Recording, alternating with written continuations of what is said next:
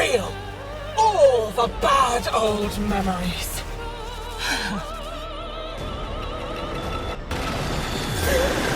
I'm sorry. I didn't want to. It was him or me. Him or me. I killed him. Isa. Do you remember the zariman? How much you learned once the restraints were taken off? No crew aboard, only the children. Only the parasital monsters they had become. The endless void, the gazing abyss, the bottomless ocean of horror. It coiled itself around your tender heart. I embraced it. Did you now? Is that how you remember it? Yes. Good.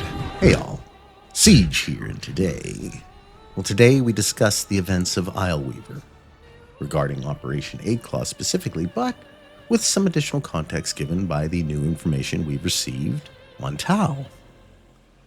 Within this update, however, actual Warframes, through our Tenno of course, have been summoned by Dominus Thrax, the Child King of Duviri, which is significant given his previous stance on allowing them into his kingdom.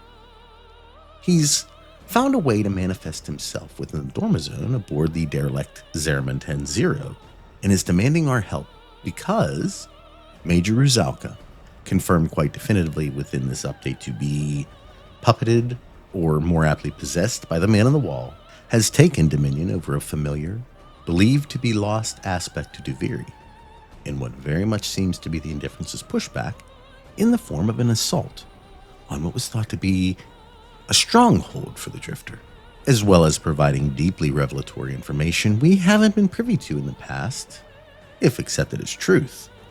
This may bring with it insights that the Tenno may end up being glad they haven't yet remembered regarding their pre-collapse endeavors. Shocking and potentially damning information about our own operators that up to this point most have not yet conceived possible, and yet there have been subtle clues along the way that we didn't see because frankly we just didn't want to. In fact, I would say Isleweaver has some of the most disturbing aspects that it adds to the overall narrative so far. So it's something to consider as you watch the video, especially if discussing upsetting parts of Warframe's deeper lore bothers you. This is, of course, my interpretation of the events of the update as well, and in that I suggest checking out others' perspectives on the matter for the most in-depth understanding possible. With that out of the way, I think here's where best to explain the context of the Man on the Wall, the Indifference, Major Ruzalka, and the Void within Isleweaver, because they are often interchangeable, something exposed in how the Major speaks at different times. But it's important to note that to this day, it's still not certain if the Void is hive mind-like and its emissaries are fully controlled with only memories of those they once were. You really want me to spit this body out with how chewed up she is? Or if they still retain a level of individuality and free will. They ousted me from my city, so I found myself a kingdom to rule. Mother would be proud. On the surface, they are themselves and the other for all intents and purposes. And with that idea in mind, Isleweaver is essentially a product of our actions during the Hex quest. The Drifter's interference in whatever schemes the Indifference had in store for that area, at least prior to our arrival, as well as Entradi's true intentions for 1999, have at least appeared to force its hand in reclaiming a piece of our territory in turn. With the Void considering our current hold on its perceived ownership of Halvania as a challenge to its initial intentions there. It's something both it and Entradi appear to have a desire for, an end to that 1999, but for very different reasons. As mentioned in a previous video, Entradi's intentions for 1999 is for a kind of restart for the Origin system by way of utilizing another variation of 1999, binding it to our system, and in doing so, allowing for changes in real time within the current Warframe reality. Most notably already seen through the history of the tech rot. His end goal was to remove what he deemed the foundational ruin of our existence in-game. Something I like to think of as a kind of prime timeline. And that cancer was none other than the orokin themselves. And because they were all extensions of it. The infestation, the void, the sentience, the Tenno, at least with powers, and himself would all be removed by annihilating the very area and time they originated from or were created as a response to. In essence, all of them ending as they began, as nothing. Not ever existing in the first place. And somehow, this tethering of timelines, these strands of Kra, if you will, appear to make change in the affected area a permanent fixture of the current time. Something the Queen of Duviri, this amalgamation of Void and Neci, who has already claimed Scholar's Landing, is attempting to use to do the same with the rest of Duviri. And something the Drifter specifically chose against in saving Halvania and its residents. In making that choice, they've effectively forced the need for another plan to deal with the void. And while we were there, the man on the wall, now wearing another person's skin suit, has successfully infiltrated our piece of Duviri. It has fully embraced a dread desire for entropy, a term we're going to need to become comfortable with a lot more moving forward.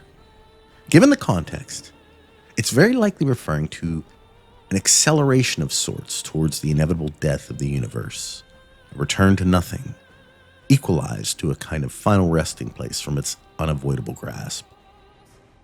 While I do believe at one point this desire was more directed at the void space itself, evidence suggests that its hunger has grown to encompass the origin system for certain, but her words point to a great deal more. Entropy is, I think, paramount to the function of eternalism, that scenarios, no matter how big or small, are based on a kind of random chance of ordered or chaotic states. And what's interesting is the universe tends towards disorder already, especially over an extended period of time. I provided a link to one of the sources I used to gain a better understanding of all of this, and I'd highly suggest you check that out if you're interested in a more thorough comprehension. But an example was used that I believe is absolutely marvelous and will resonate well with most. Think of the specific workspace that you spend most of your time at. Now, for the vast majority of us, while we may or may not do our best to keep it orderly, it always seems to find its way into disorder, doesn't it? Especially for those who do try to keep up on it. It's almost like an unseen force of sorts is willing the very area, personified in a way, to become cluttered. Well, that's mostly because there's a higher universal probability of general disarray that's constantly working against the desire to keep it neat and structured. Now, bear in mind, these are loose interpretations in order to help those visualize the how of what's happening in Warframe, but take that very concept and imagine it in everything, down to a molecular scale.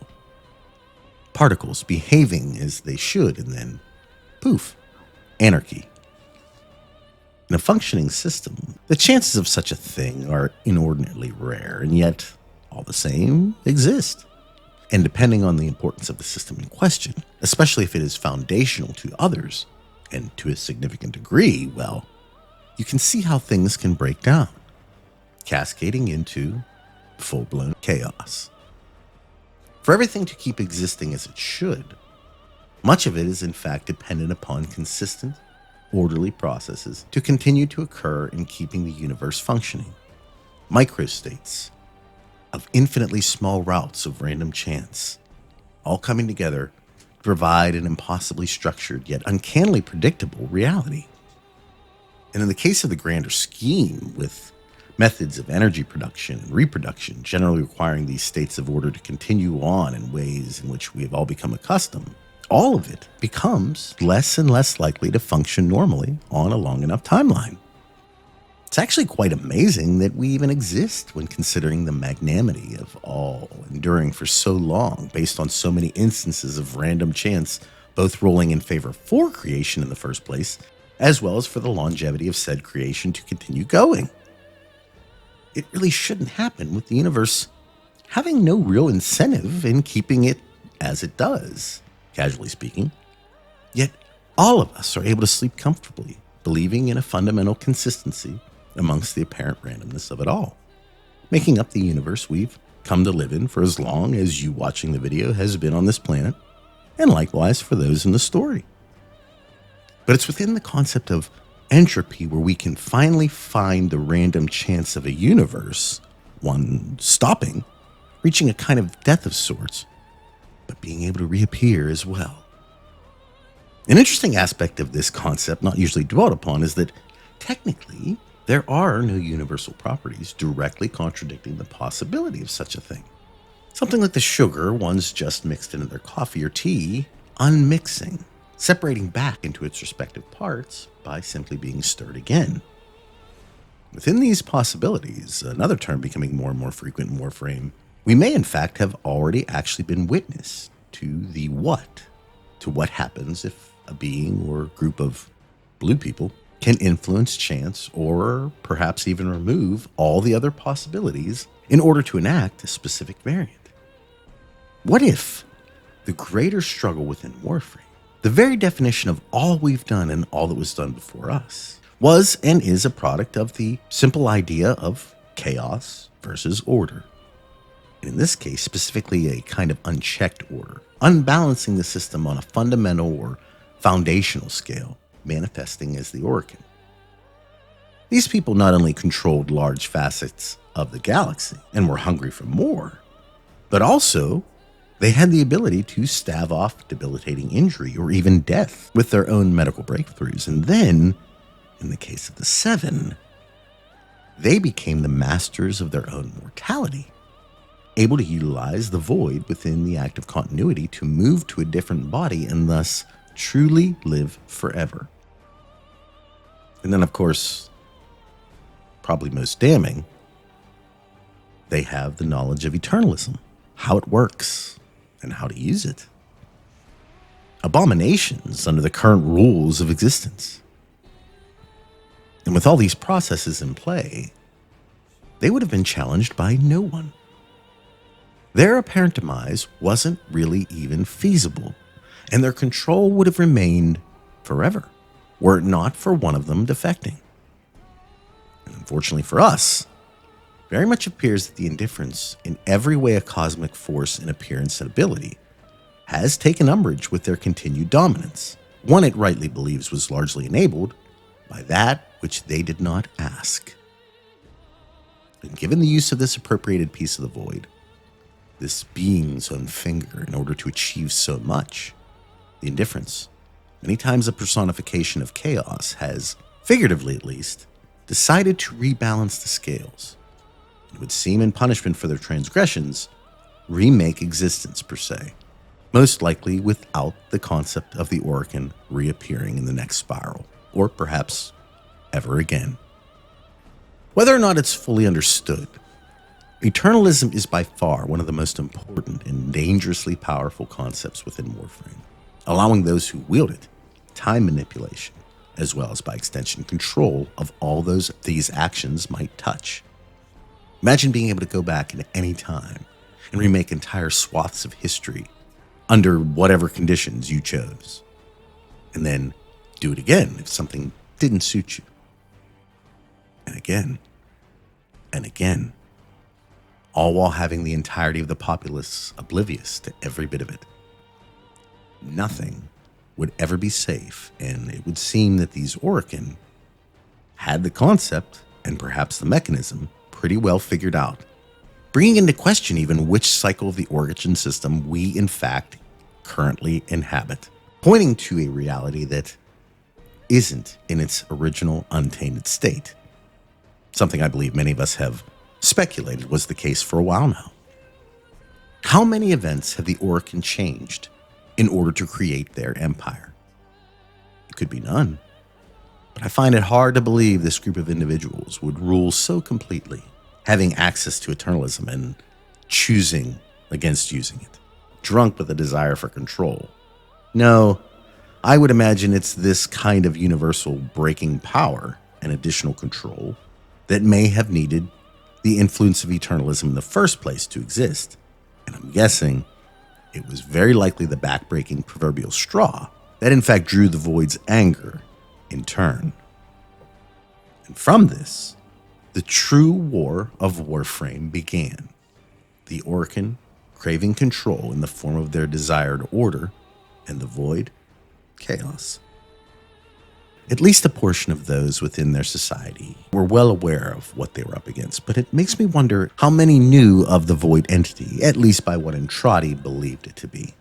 Because whereas he claims no one spoke of that man, many in fact have seen a man or a woman, heard a voice, or were manipulated by an intermediary. In the case of Rusalka and potentially others, it was a spider. Make no mistake, though, all of which subtly and apparently continuously nudge them towards their own personal glory, their desires, their destinies, from a certain point of view. And in many ways, one can see the very distinct aspects of Komi, currently existing as one of Duveri's challenges, based on the abstract strategy board game called Go, focusing on controlling more area of the board, surrounding your opponent, and removing them in their entirety. Strategically placing pieces, White Sun and Black Moon, which are interestingly enough the two phases of dualism in game. This is the game's significance within the overall narrative, and both the orokin and the Void have been positioning pieces for a long time. Some of these pieces not even realizing their place in this cosmic contest.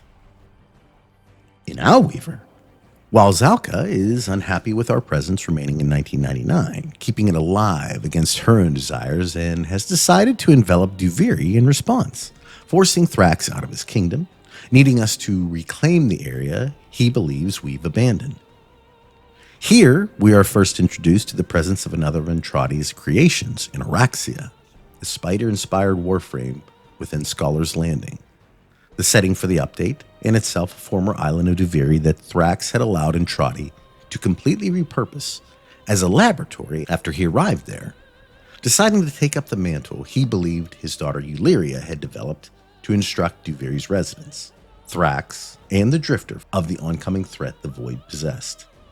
As I interpret it, given the timeline and specific voice lines offered by both Rusalka and Thrax, it would appear the torturous treatment of the Drifter depicted in the Duveri paradox happened after his arrival.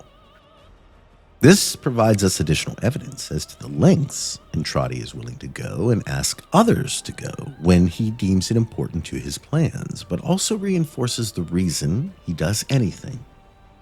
For a purpose, of course. This purpose and the Duveri paradox, if taken from a 1,000-foot view, is, on more than one level, training for the Drifter. Training in using the Void. Operating a warframe, utilizing transference effectively, and finally, gaining the knowledge and ability to essentially reset entire facets of time. As a quick side note, it occurred to me that that last part may not be a gift they share with the operator, at least not yet, and may explain the Lotus's dialogue during Lotus Eaters. If any other answers the call, no, it has to be you. Our paradox. If the Drifter had to learn, or worse, be forced to remember this ability through pain, it's possible the Tenno children have not yet unlocked their own time manipulation gifts because they haven't went through the same experiences, and thus their presence in 1999 would not have allowed them the understanding of what to do and how to do it, were the exact same circumstances to play out. Remember, the Tenno too seem to need coaxes of a certain nature to get their latent abilities to release, not just through their memory alone, kind of like their own histories, requiring outside influences to some degree to free their minds. And I believe we can now confidently say in hindsight the reasons for what Entrati wanted with this place in the first place from that specific perspective. For some here, instruction in how to prepare for the void. For another, in how to counter it, and dare I say even act like it. And for himself specifically, a secure place to hide his own mysteries, one of which being so paramount to everything. We learn the void believes the secret to its lost flesh, presumably referring to the finger that was severed in its initial encounter with Entrati's untimed door, exists here. While appearing to hang in effigy in this very area, no less, she, and by extension, it, cannot have access to it yet. Clearly, what we are shown here is not it or in a form they need, given as it's assumed her alliance with Araxia would just produce the ability to retrieve the finger, provided she could not just grab it herself. But I do have a theory regarding what they may have wanted and how what we see here may in fact become the finger the man on the wall is actually referring to. As mentioned, Thrax and Rusalka both describe rewriting Duviri's history in the same manner 1999 has done with the Origin systems, and I feel it's possible, should the Indifference overtake Duviri in its entirety, the resulting area, rewritten to the liking of the Void, may in fact place the original variation of the severed finger securely within the webs of Araxia. This giving her the aspect of the bargain the Indifference herself has made mention of during our specific fights. Come on, my beautiful scuttler. Secure this kingdom for me, and I will feed you as your old master never did. Interestingly enough, Warframes with the right abilities can be oddly effective against the Indifference, with Araxia's web most assuredly fashioned in a similar way to Harrow's chains and how they functioned, a lesson the Void itself had to learn over perhaps a longer time period than it had ever encountered before. And this appears to offer us a more definitive explanation for 1999 and how it exists in parallel with the Origin system while simultaneously changing the latter in real time. What happens in the there in Halvania exists as part of our here in the Origin system. So, can this tie be broken in the same way we attempt in the Isleweaver? Something of note regarding the altered Scholar's Landing we can observe is, like Albrecht's lab, it too appears changed by the Void, reverting to familiar dust. But I wonder what it looked like before. Well, it does seem we can keep Duviri safe, at least for the time being. Scholar's Landing is lost, even with so much of Entrati's design still trying to remain very much in contrast to how the rest of Duviri appears. Almost like he has himself mastered a type of void embodiment. If so, he could create whatever he put his mind to, and of course, playing with this power as he would, his knowledge of eternalism and how the void allows for creation through emotion in conjunction with his concepts of greater good being such a factor in his actions, well, it desperately puts into question the very fabric of the universe in the now, when you think about it, especially when factoring in the rest of the orokin and their own eternalistic exploits. I can't look at mythology like I used to. Now I know what Entrati did to history. Dragons, golems, gorgons. Makes you wonder, doesn't it? What's real in Warframe? How do you even define real in this place? What makes Duviri different from, say, Deimos in cosmic composition? And can one be considered more real than the other? Where exactly is Halvania, and by extension 1999? These are all troubling concepts buried in the background of the current narrative. The idea that we have, by all discernible measures, lost the ability to distinguish what is real and, by Thrax's own words, fake. Is Graham's Void real? Is 1999? How about the Zariman and Albrecht's labs? These are the things we are forced to now consider in the aftermath of Isleweaver, without any true answers, and begs to question which actual iteration of history we're currently playing out. And further, who decided it should be that way? Duviri itself has been portrayed as a safe place for both the Drifter and Thrax, but anyone who understands the true account of the area knows the Indifference, in some form, has always had access. It's broken through before, but never like this. Due to this area being comprised of the Void. This place is mine! It only exists because of me! That means I get to keep it! Shaped by the Drifter, yes, but made of Void. By the Void.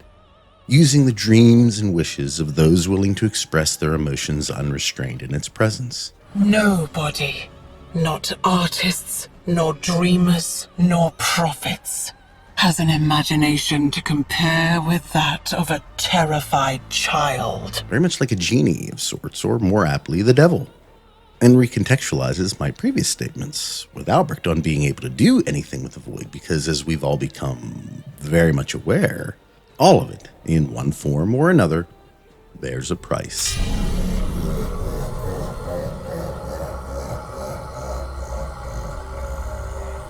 And there's just too much illusion to the concept to be able to deny the inspiration, if nothing else, with a kind of Faustian deal being the very basis for the operator and most likely Entradi's respective stories. If you'd prefer a more scientific take on the thing, this mindset can be compared to the, quote, just as the constant increase of entropy is the basic law of the universe, so it is the basic law of life to struggle against entropy.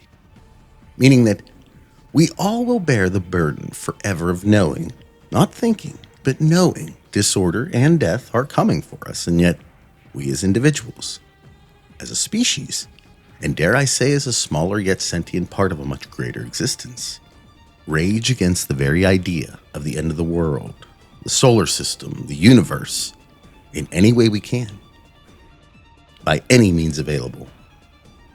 And if one is already in the process of resisting the death of the universe, why not resist the devil as well, especially if it offered us the power to do that? Now, in many ways, it's revealed in Isleweaver that this struggle, and what we and potentially others who have been, in theory at least, mistakenly armed to rage against, is, in the cosmic sense, why we're here. But in that struggle, there may be bumps along the road. One of the most interesting aspects of Isleweaver is how much information it sheds light on regarding the Indifference, its intentions, its understanding of the Drifter's past, and its previous relationship with the Operator. It is, at this point, solely against those who have utilized its power and seeks to reclaim everything, reverting the area back to the calm of what most descriptions of the Void are. Nothing. The wasted years have all shown the Void to be just that. Nothing. No energy, no entanglement, no form. To spacefaring ambitions, a dead end. The Void views many of humanity's interactions with the cosmos and the resulting creations, with Albrecht's of special note, as terrible, horrific, even unnatural. And it presents evidence towards the idea that it looks to purge all of it. The Void longs for stillness, emptiness. But first, things must be made still. Encroaching upon all designs, natural or not, invariably swallowing the whole of it back up into its vast oceans of darkness, ending as it began. And in regards to our own impending future, when we finally make our way out of the origin system and into Tau, what will happen here once we leave? Within this very update, we are shown what can happen to a place when our attention is focused elsewhere. And in a world with only two versions of our hero, there's only enough time for one of them to make it to a quadrant. He can't be at two quadrants at once. So this January, it might be time to Michael down our Vincents, if you know what I mean, because we're running out of versions of ourselves to cover all the quadrants. And that's not even taking into consideration that Ballas required the death of the sun for his trip to Tau. My people, long have you waited for the sign. I have delivered it. Look to the sky. It grows darker by the moment. That darkness gathers strength, strength enough to open the void and bear me onward to sacred Tau. What will become of you, my people? My flock? You will join me there, of course, but by another path. The path of sacrifice. The path of oblivion. Cleansed of all doubt, for you will peer into pitch of day and find the sun is gone. Its heart-rendered, beating in my hand. The cost of my passage. Does the hole he created, shown prevalently in teaser footage, confirm additional trauma to the sun is imminent?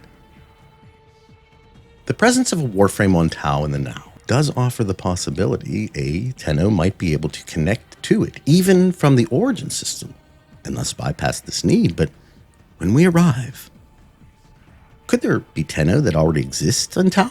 And if they too have the same entity within them as the Tenno do, something confirmed in text draped across a preserved yet seemingly long-dead corpse, does it offer the possibility that Tau is essentially in no different a predicament that we are? In the end, the conclusion of an Isleweaver spiral unfortunately doesn't necessarily produce a Duviri that is truly safe, in that she's just going to keep coming back. Oh, she's banished for now, but she'll climb back up the water spout again. Only one of the many dangers this update actually presents to us. Orexia, once a protector of this specific aspect of Duviri, is quite open to being a herald of sorts for the man in the major.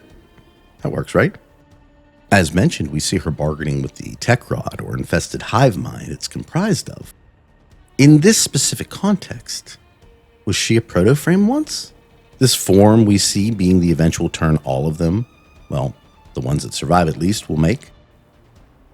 Consider too that while unhinged, rage-filled, and uncontrolled, even the humans initially turned in Warframes before being calmed by the Tenno children would assumedly still have some of their own personal agency, just overclocked in such a way that they couldn't contain or control all their new gifts, compounding by the fact that none of them were allowed to keep their voices to explain what was actually going on.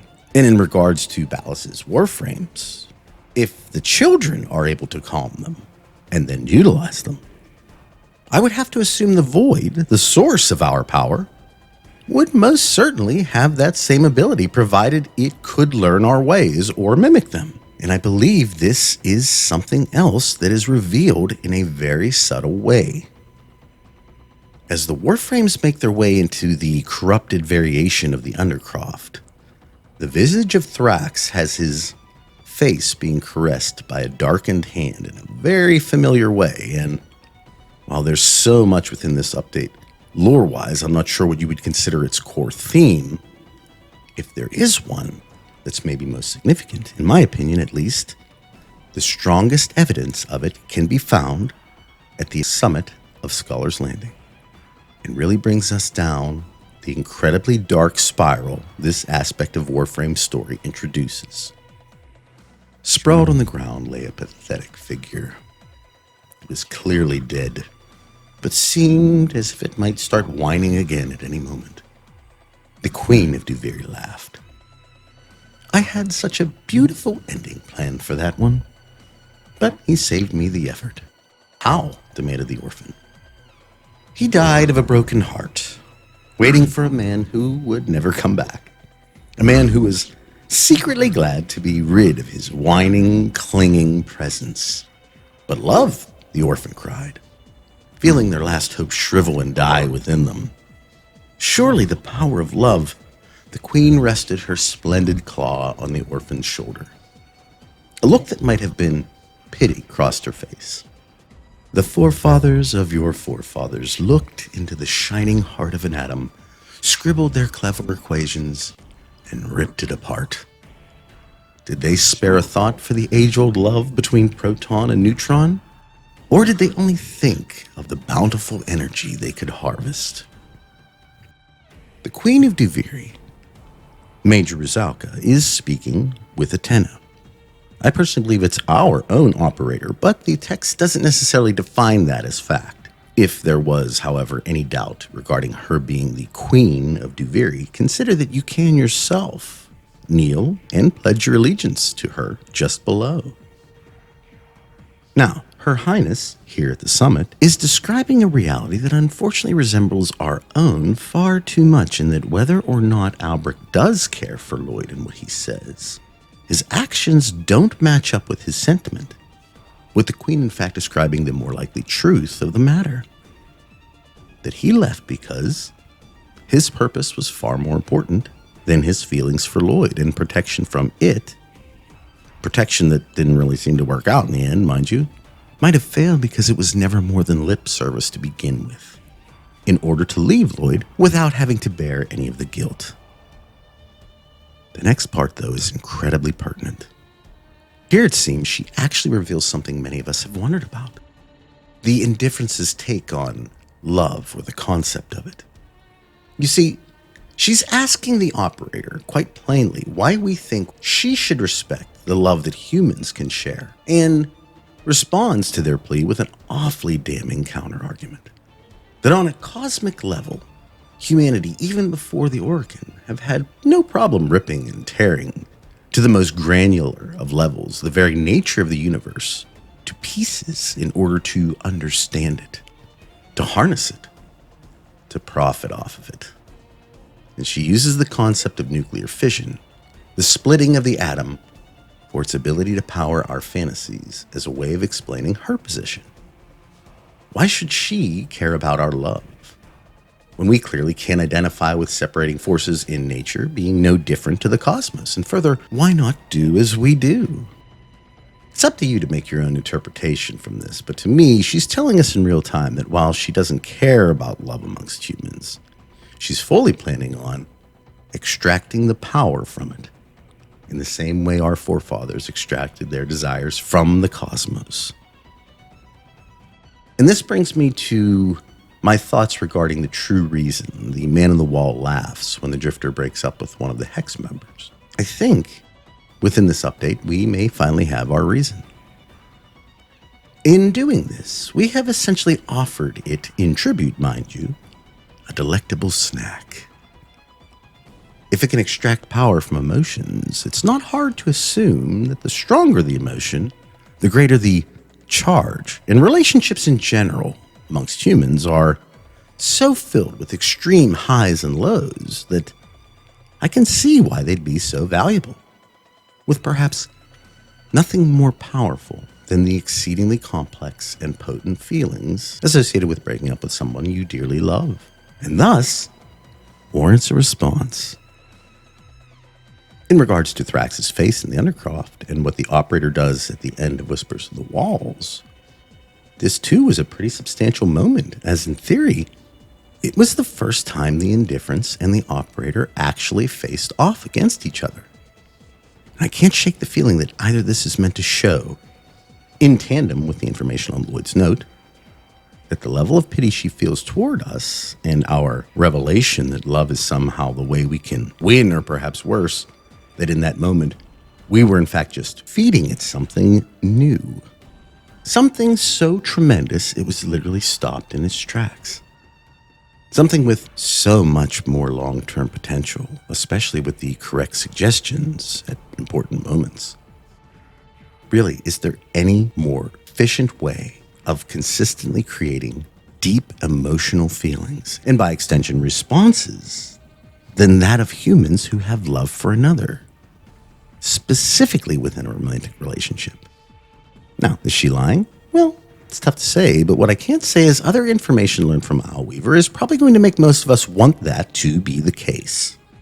We've been led to believe that on the Zariman 10-0 all those years ago, the Void caused the parents to become completely feral, wanting to kill anything they could find. Ruzalka, however, insinuates we were, at one point at least, willing heralds in our own right, and asks us to reevaluate who was actually to blame in murdering our family as well as all the other adults on the ship. We have been called parasital before, demons and even devils, but the reason for this has never really been understood and thus largely looked over. But if what she says is accurate, it's very possible the adult's death, the reason why nothing remained whenever the Zariman returned, was that the children left nothing to see, aside from perhaps shadows on the wall, supposedly enjoying themselves in the process. Maybe even continuing that glee with injuries to Colleen and other orokin who they encountered. And finally, for some reason, Margulis. Taken as a whole, even before Isleweaver, it could be argued that Tenno had earned this moniker of demon, at least in the eyes of Ballas, if nothing else, with the dream potentially being the only safe place to hide them from the voices, pushing them to do bad things. What would have occurred had the dream not been available? Would we have seen an even greater unchecked march to nothingness? And if this is true, can we reasonably assume everything she tells us in Isleweaver is also the truth? Lloyd's body is unfortunately not alone in Scholar's Landing. Velimir Volkov, aka Protofrost, and Minerva Hendricks, the Saren protoframe, have had their bodies laid to rest as well at various locations, with all three of the bodies being contorted in the exact same position. And we are given more information from the Indifference Alka, this time as to the why of things. The woman was clearly dead. The orphan thought at first she was just another of the dead Duviri people, but she wore no mask, and her body had the usual dull human symmetry and proportions. What killed her? The orphan asked. I did, of course, answered the Queen of Duviri. Why? Why not? A strange idea came into the orphan's mind. The Queen knew at once that the glory was at work within them, just as it worked within her, but she held her peace. She was your mother, wasn't she? As much of a mother as I ever had, the Queen said, the glory quickly swallowing down the human weakness that rose in her like bile. She would be so proud. So, why? The Queen shrugged. Maybe I wanted to find out what it feels like to kill your parents. You kids made it look so fun. Fun, echoed the orphan hollowly. Baby spiders always eat the mother, said the Queen with an exquisite grin. They need to. They wouldn't get strong otherwise. One day you'll learn the lesson too, kiddo. Excited. All the spider eggs are starting to hatch. Sad. Why did the babies eat the mother? The adults turned on us. Did you do that? The parents turned on you. The Queen corrected them graciously, prompted by the glory that enveloped her. The rest of the adults were spared. At first. The orphan snarled up at her. You can't bear it, can you? Anything good, anything wholesome, even the bond between a parent and child, you corrupt it all. Huh, you think so? The Queen led the orphan to the lonely remains of a human male. The orphan felt an instinctive pang of sorrow. This cold meat had been a father once, no doubt about it. The glory filled the Queen and she spoke. No parent ever believes they did a good enough job, especially this lump. Every bad choice their kids make is a judgment on them. Their love holds them to a standard they can't meet. Stop. I don't corrupt their love. I don't have to. It was broken when I found it. Stop. The Queen took a deep, nostalgic drag on her effervescent inhaler. Lungs that were no longer lungs spasmed in austere delight. Same crack runs through everything, kiddo, she explained. You want to deny it? That's on you. I see this as her explaining that she very much knows what love is and its deficiencies, particularly within humanity, and perhaps how easily it feels that bond can be corrupted and worse, exploited.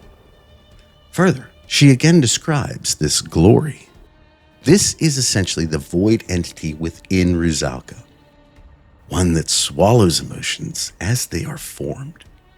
Perhaps to feast, but I think secondarily to control.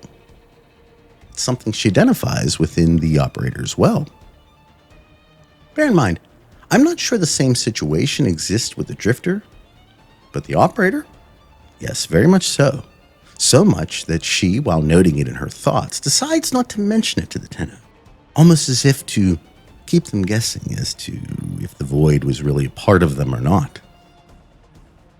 According to her, though, believing anything else would be amusing at best. These 3 notes, placed upon 3 bodies, of individuals that would have most assuredly themselves, given their previous nature, confronted the Indifference once they knew of its existence. Lloyd, for the love he had for Albrecht, and obviously the foster parents wanting their daughter back. So believing this to be a kind of altered timeline, I don't think is out of the question. But I worry that this is instead the future, should Rusalka's ongoing attempt to overtake Duviri succeed. I also don't want to overlook the possibility, regardless what timeline this represents, that clones of these three now exist. We already have significant evidence of one, and a thing that's never sat well with me is how quickly Velimir and Minerva were willing to give up the search for Rusalka, essentially putting it all into our hands. Now, of course, I could be reading too much into that, but it's just very much in contrast to how they are portrayed throughout most of the dialogue prior to them reconciling.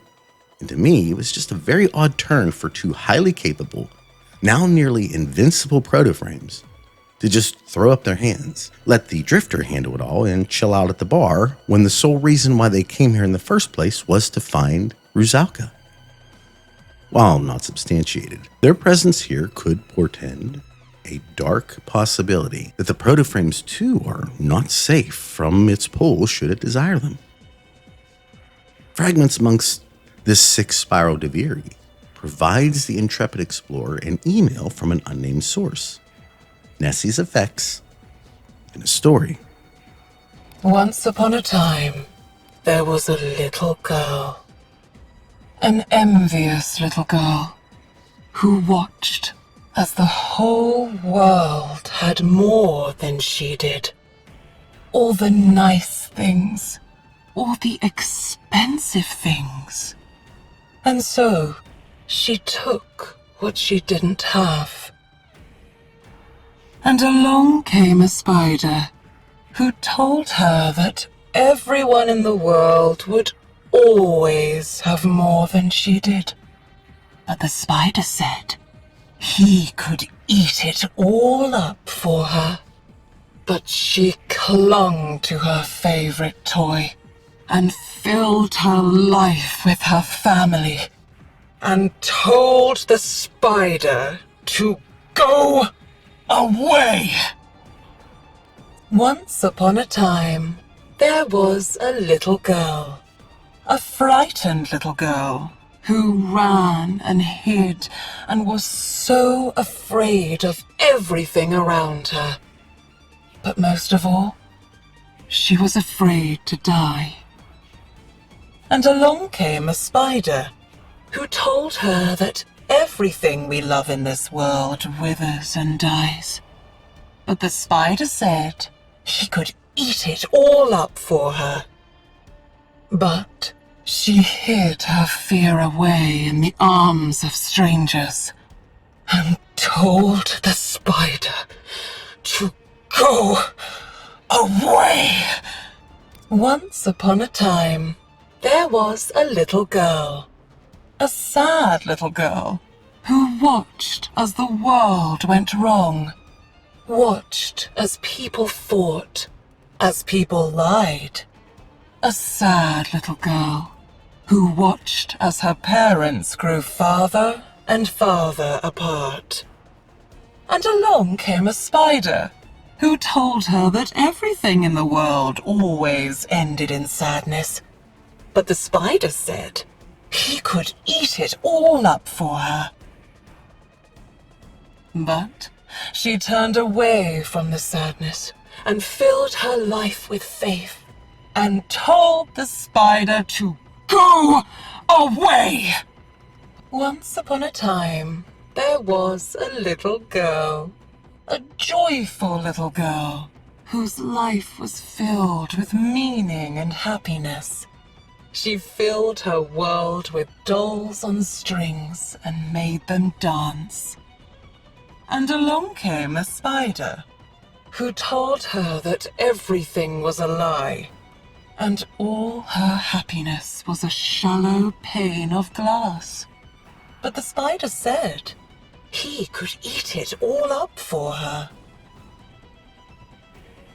But She turned away from the joy and filled her life with war and told the spider to go away. Once upon a time, there was a little girl, an angry little girl, whose life was filled with fury and rage. She hurt and maimed, and was hurt and maimed in return.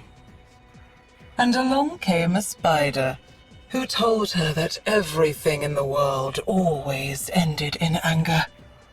But the spider said he could eat it all up for her. But she turned away and realized she had nothing else to fill her life with. The spider smiled, and he ate her all up. The indifference doesn't seem to let go once it's chosen a target. Within this parable, if you will, the void is described as a spider, one that would repeatedly visit Major Rizalka. In the beginning, she was quite resistant to it, from the dialogue at least. But loss tends to shift one's perspective substantially. And sometimes too much loss can finally turn anyone, even the most vibrant among us, indifferent to the world. And that is when it seems she finally let go, the deal being sealed with a promise of power, of life. I was dying all along. Did you know that? Dying from the poison I sucked down to kill the tech rot in my lungs, until it held out my own severed hand to me and offered me life. And of returning what she lost. The fact that the indifference continued to pursue her after being shunned for seemingly so long is obviously concerning. How many others, potentially people close to us, are trying to resist at this very moment? In regards to Velimir, Minerva, and Lloyd, what are we to make of their very real corpses? Is this another dimension's Lloyd, the future, or have we been speaking to someone else within the sanctum? Here may also be the best time to mention the extremely coincidental timing of new Eleanor dialogue, describing a spider that has seemed to get her attention while conversing with us. So what's a Maraloke when it's at home, as my mom would have put it? It's what the indifference calls me. Ah, because I hear it in my head sometimes, very faintly when I look at you, along with other things like wow, or bloody hell, and that's my drifter, that is. Are there any words in this language that you do know? A few. Netra is decay. Zata is truth. Reese is light. Loke is void. Ul is possibility. Kra is time. Good luck making a fridge magnet poem with those. Hang on. If Loke is void, then a Maraloke is a something void, or a void something. Void mare? Nightmare? Void devil? Be careful, it's more than just a language. Is this the moment when I look over my shoulder and see a black-eyed Eleanor grinning back at me? I think I'll take a little look, just to be sure. Oh my fucking lord. What? Spider. Seriously? I was all set to joke with you about how there was sod all there, but there was a bastard great spider dangling from the ceiling. Talk later. Need to get a glass and a bit of a card. And for those that have been following her exploits, she's been trying to contact another version of herself, one appearing as a nun of all things, and was successful. I think I've done it. I broke through. I made contact. Are you there? Please be there. Am I going to have to do this over telepathy? Oh God, please not now. Eleanor, slow down. What's going on? Ever since you appeared, a question has been pestering me. A question I believe I might have just answered. And dear soul, I don't know what I've done. Start at the beginning. I don't know what you're talking about. What question? You. The question of bloody you. You exist not once, but twice. And if you could exist in another world, as another version of yourself, why couldn't I? Somewhere out there in the now confirmed to exist vast possible universes was that version of myself that I always wondered if I should become. The one who turned away from the world to become a nun. An apostle of Lua, sat on a mountaintop somewhere, incense clouds flowering around her. I've been trying to contact her, trying to reach through the void to find her. Oh no, I just did it. Of course, it was never going to work so long as I stayed in this world. I'm already the me of this world. I had to go through the roaring whiteness, the black star fugue, the leechbone gulf. That's how you get to the other sides, the maybes and the could-have-beens. The void. I saw the void. That shouldn't be possible, Eleanor. Nobody enters the void until Albrecht and Trotty does it. That's a long way into the future from where we are now. I went in with my mind, not my body. That's the difference. Ow, headache, ow, ow, ow. If you really did enter the void, I cannot tell you how much danger you are putting yourself in. You know what's out there, and you still just dove into it? That's how I got into the void in the first place, through that memory. The horror was just smoke, and through the smoke was a gate. If I hadn't been so frightened, I would have seen it clearly the first time around. This was a mistake.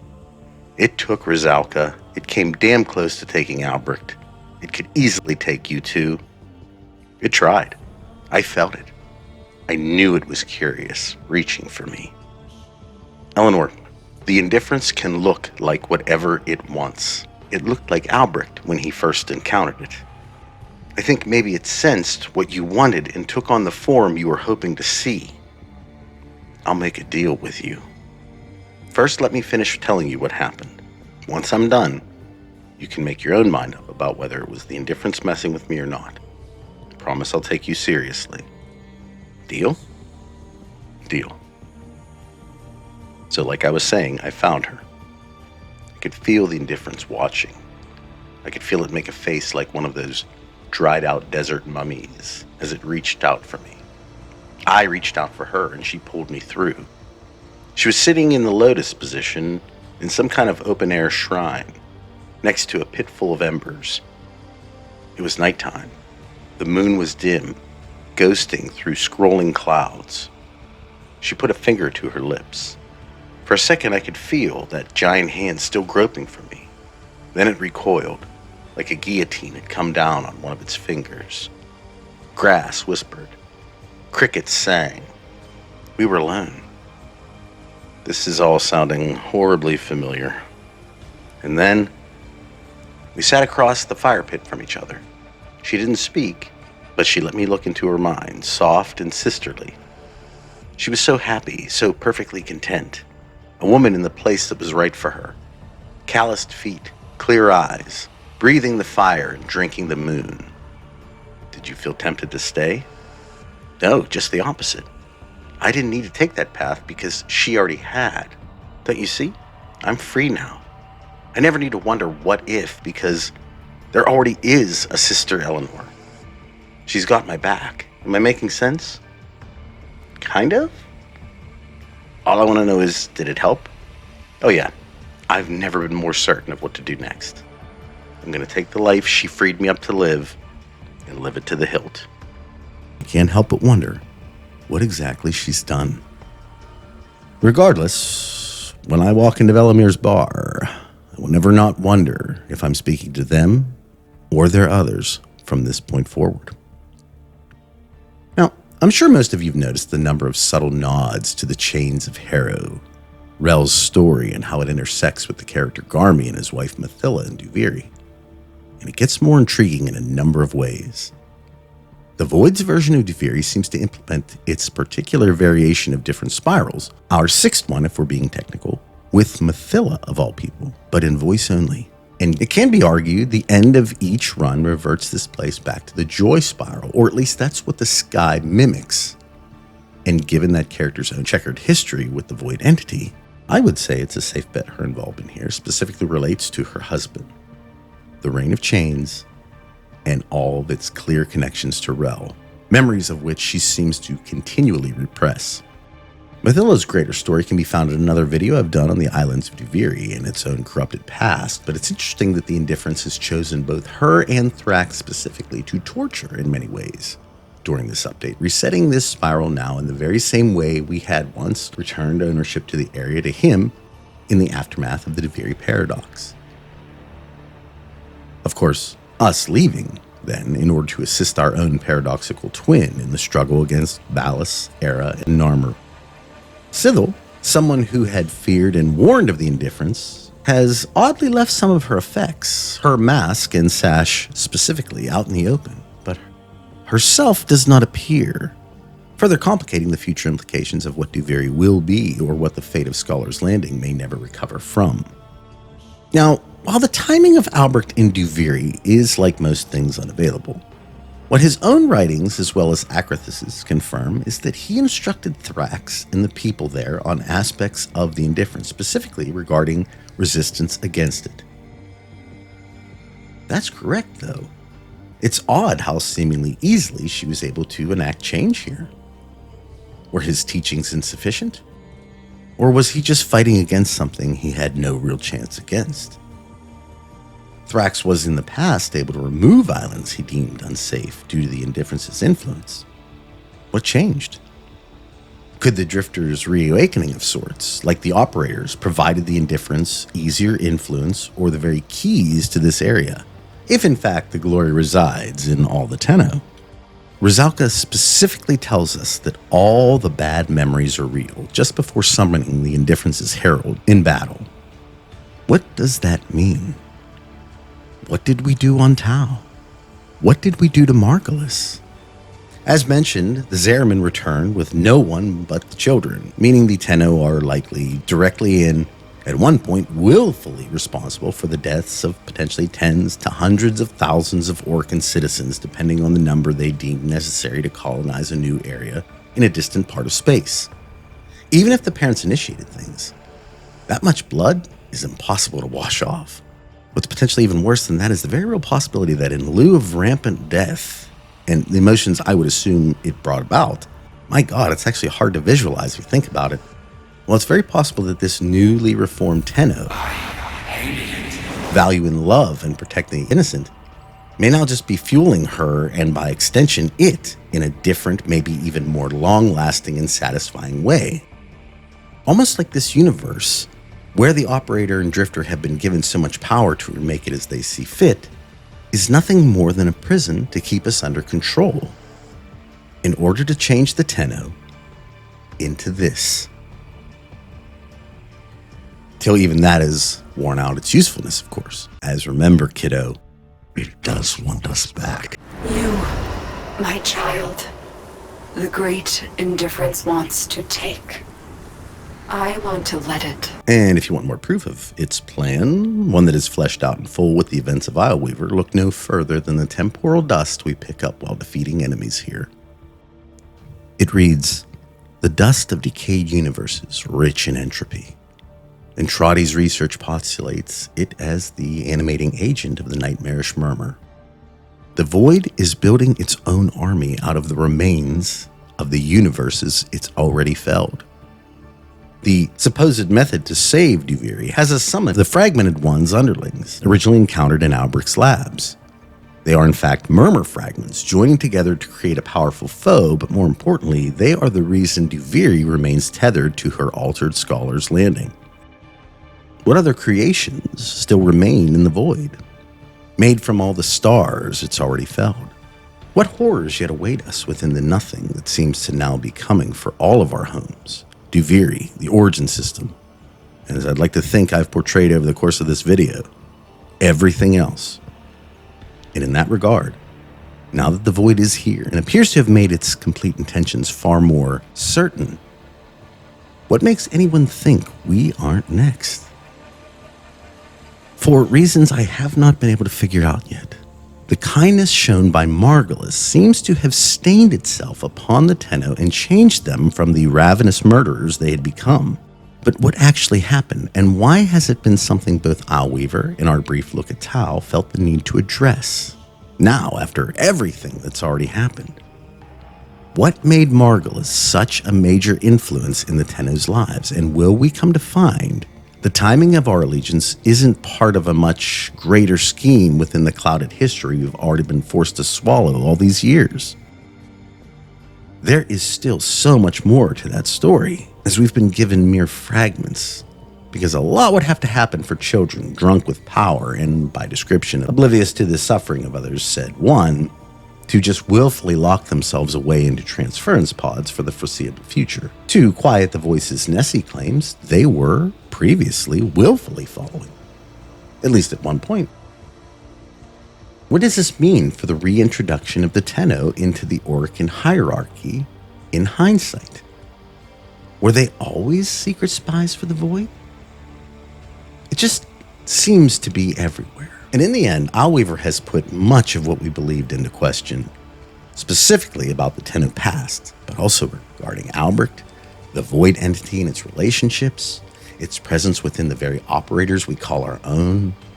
I made mention that this update is really as dark as one could be, and in many ways even added to the already dark corners the game currently contains, bringing up aspects of Rel, the forgotten islands of Duviri, forgotten murders aboard the Zariman, forgotten universes, the very dust of which the Tenno are now forced to combat.